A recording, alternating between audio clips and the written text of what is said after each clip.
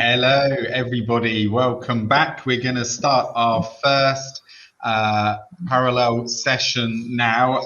I'm here moderating for you in the main stage. I'm delighted to welcome three people I've worked with actually, who are all fantastic people. So Evelina Galaczi, Hye-won and Mina Patel, and they are going to present to you on the topic, helping or hindering the opportunities and challenges of assessing interactional skills using video call technology. As ever, if we get a chance for Q&A at the end of the session, then please do put your comments in the chat. Okay, so I will hand over to you, Hye-won and Mina. Thank you, Graham. So hopefully everyone can hear me and also see the presentation slide. So hi, I'm Hye-won from Cambridge Assessment English, and above me, this is my colleague Mina from British Council. And our co-presenter, Evelina, couldn't make it today, but this presentation is based on our collaborative work across the full-phase research and development program for the IELTS video call speaking test. So we'll continue with the theme of using technology in language assessment. In our context, we'll be using technology in delivering the assessment. So the IELTS partners have researched various aspects of assessing speaking using video call technology, but today we'll focus specifically on instructional skills and what it involves to assess such skills via the technology. Before we talk about the use of technology and its role in assessing instructional competence, let's first look briefly at how the construct of instructional competence has evolved over time.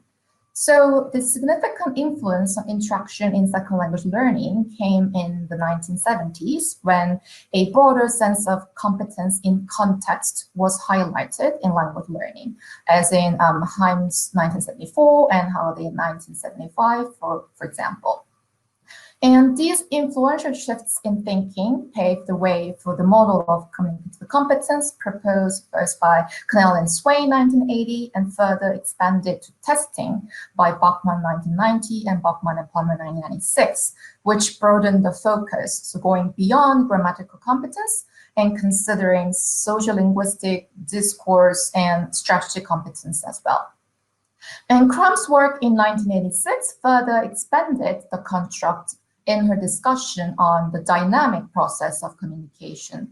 So she noted that competence resides within an individual, but at the same time is manifested in co-constructed interaction between individuals. An interaction can be defined in two ways. So both as a psychological construct residing within an individual and as a social construct that involves joint construction of interaction between individuals who each have their own social cultural identity. So interactional competence is a fairly complex and multifaceted construct, but this metaphorical visual from, as you can see on the slide, from Galaczi and Taylor's in the paper represents it very well in the form of a tree, and then it's based on our current understanding about this construct.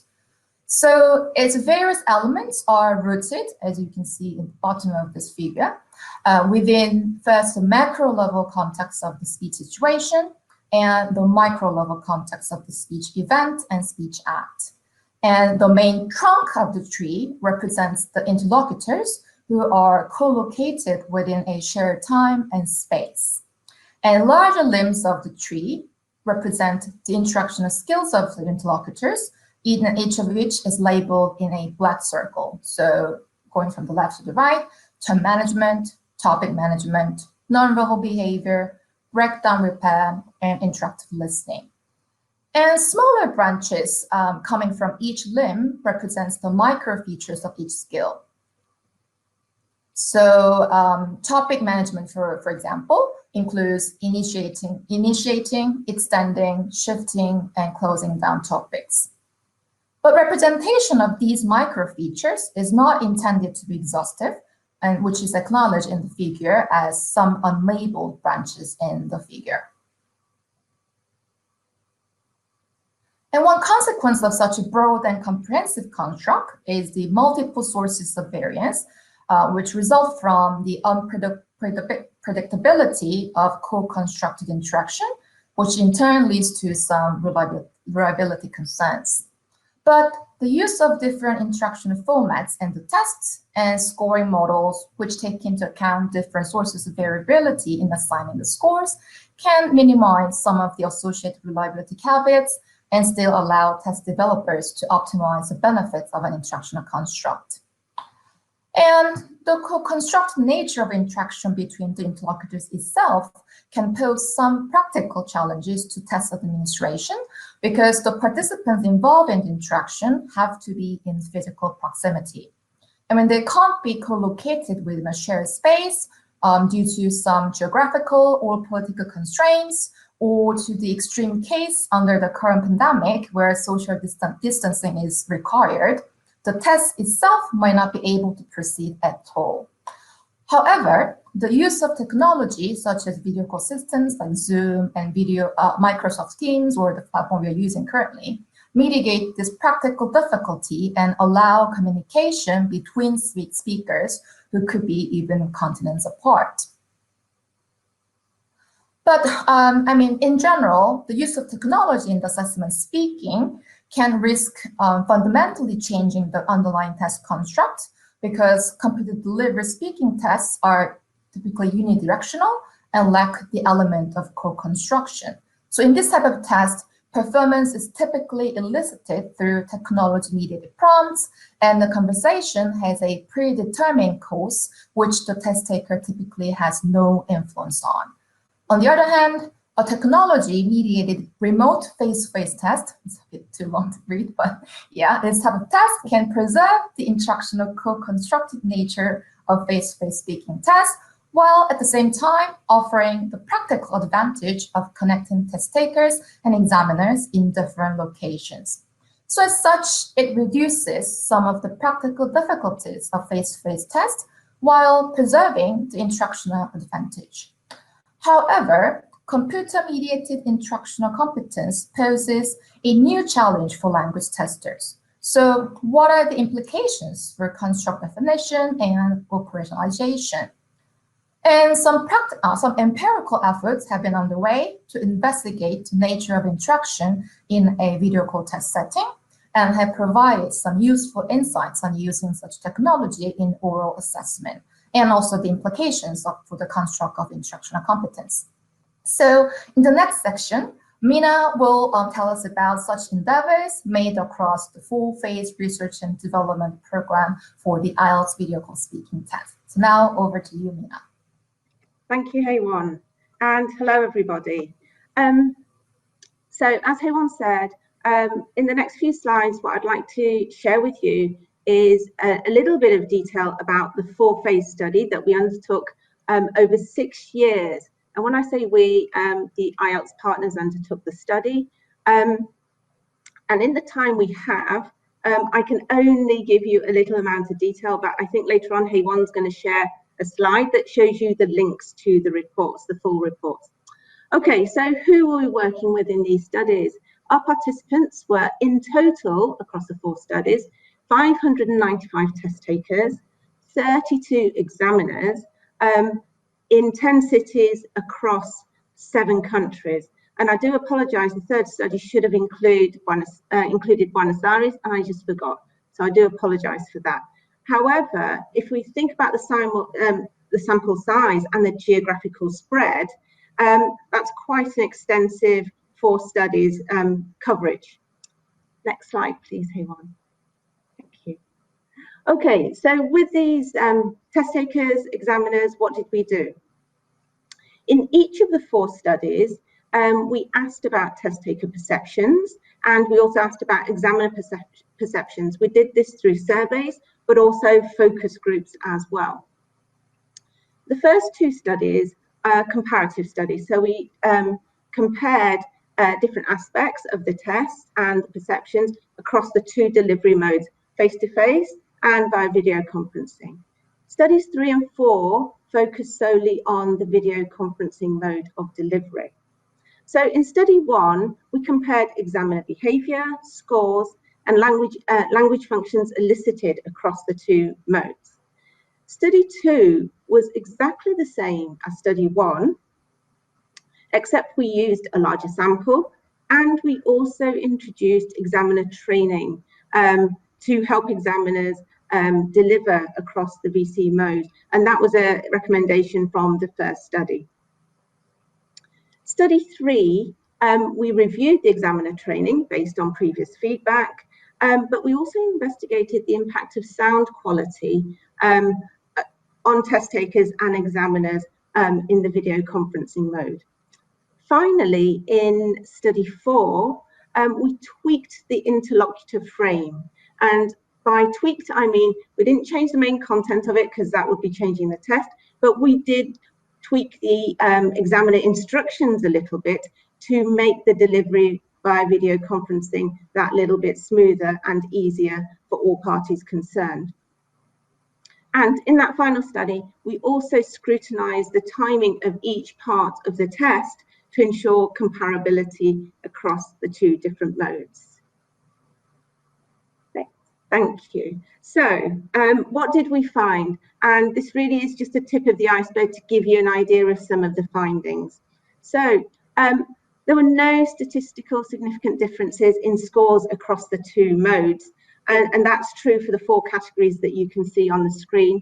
And that's shown by the chi-square tests that we found. There were other statistical analyses performed also. And we concluded that actually the mode of delivery, there was no significant difference. So it didn't impact on the scores that were allocated during the tests. So in terms of the types of language function elicited, there were some differences. And again, this is just one example. This example is about asking for clarifications, which we found were used more in the video conferencing mode. So if you look at this example, the examiner's asking the test taker, what kind of photos do you like looking at? And the test taker is not quite sure what's being asked and hesitates a little bit. And then finally says, can you speak? As in asking for clarification. So based on that, the examiner repeats the question. The test taker then does seem to understand what is being required, and finally begins to ask the question at the end. So that's just one little example of how test takers use asking for clarification, and they used it, we found, a bit more than they did in the face-to-face test. In terms of examiners and their behaviour, we found that there were differences in using paralinguistic cues and behaviours in their roles as interlocutors and raters. So some examiners felt that the interaction with the test taker in the video conferencing mode was slightly more limited, and that they had to work harder in order to elicit the language in the test, so that their gestures were a bit more exaggerated, and they had to use more verbal cues to stop and interrupt test takers in mid-flow. And there were also isolated examples of examiners suggesting that their ratings may have been impacted as a result of the sound quality, but then they weren't sure whether it was the sound quality or whether it was the test taker's English. And even though, as I said, those examples were few and isolated, for me, it highlights the importance of constantly monitoring and maintaining that sound quality in order to ensure the validity of the whole test process. Overall, the test takers' perceptions of the video conferencing mode was positive overall. So a small majority felt that they were able to display their full English ability during the test. Some even said that not having the examiner in the room was less intimidating, so they felt more comfortable. And others also said that it was just like talking to their family and friends on social media. And the same goes for sound quality, really. There were no on the whole, it was positive, and there were no issues recorded or reported. Thank you, Hye-won. I think it's back to you. All right, thanks, Mina. So to recap, the scores weren't statistically significantly different between the in-person and the video call mode, and the video call mode was perceived in general positively, so allowing the test takers to show their full English ability. But the nature of online context in which the interaction takes place does have an influence on the way of communication. So first of all, the quality of interaction depends quite on stable connectivity and quality audio and video transmission. So it is the context where the interlocutors execute various features of their instructional competence, so it's difficult to think it separate from the construct and consider it simply as an element of test administration. And inherent lags, although in milliseconds, under the current technological development, affects the way a turn is managed among the interlocutor, such as some silences or interruptions between turns. And some examiners, as Mina pointed out in the previous slide, reported in the interview that they found it a little challenging in the video call mode to interrupt the test taker when they had to. And non-verbal aspects of communication are also affected, such as body language, which are not fully in the field of vision in the video call mode, and also direct eye contact, which can be difficult to manage since speakers cannot simultaneously look at the webcam and at the interlocutor. So all of these are what need to be considered in defining the construct of online instructional competence and operationalizing it in the test context to help but not hinder the assessing of it. So lastly, for future directions, to fully understand the nature of communication in the video call mode, it may be useful to carry out a study to compare the language elicited and nonverbal behaviors in the video call mode with some successful video call communication undertaken in real life, such as distance learning degree courses where video call communication is naturally expected to take place. And this would help us to better understand the nature of communication in the target domain in the era of digital technology. So studies that can go beyond a mere comparison between the in-person and video call modes of the test would provide to us further insights into the construct that should be measured in the video call context. And test takers' affective factors in online testing, such as anxiety and attitudes, are another interesting area to examine and to see how they may affect the target construct to be measured. And of course, many more to explore, and we'd like to open the floor and invite your suggestions.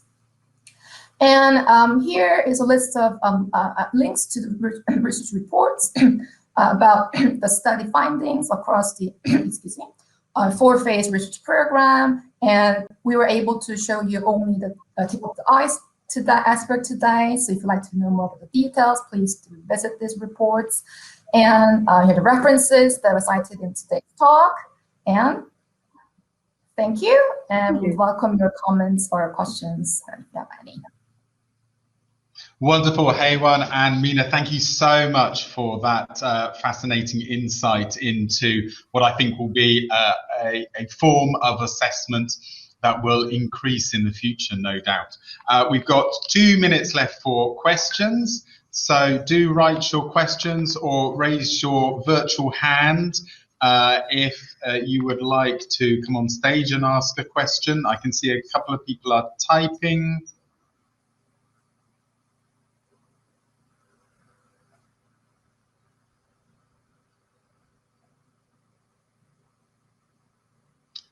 There we go, just people saying very, very interesting. That's great, good. Thank you. Last chance then for any questions. Obviously do connect with Hye-won and Mina in the rest of the day if you want to chat to them about their work or have any further questions for them. Okay, let's just see if there we go. One question. Any other examples of types of language functions that show differences to mention now? Do you want to say anything about that? Any other types of language functions? I would, but we've only got 20 seconds. Can whoever it is come and find me? I'm here all day, So come and find me. I'm happy to talk about it. Is that all right? Great, that's fine. Thanks. Good. And there's a request for the references again, either if we can get that on screen now or we can send that to you later. Yeah, definitely. Lots of requests for references. So if you can go back, there we go. Lovely. And we'll keep that on screen for the next minute or so. Wonderful.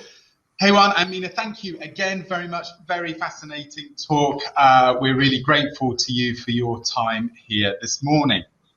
Okay, so we've finished that session. We're going to move on in 5 minutes' time, a short break, a chance for you to stretch your virtual or physical legs and come back here at 10 o'clock Central Europe time. That's in 5 minutes' time for a sponsored session from our sponsors, Proctor Exam, on online proctoring, or alternatively, you can teleport yourself to room 1 to hear from Alte's scholarship winners. Thanks very much.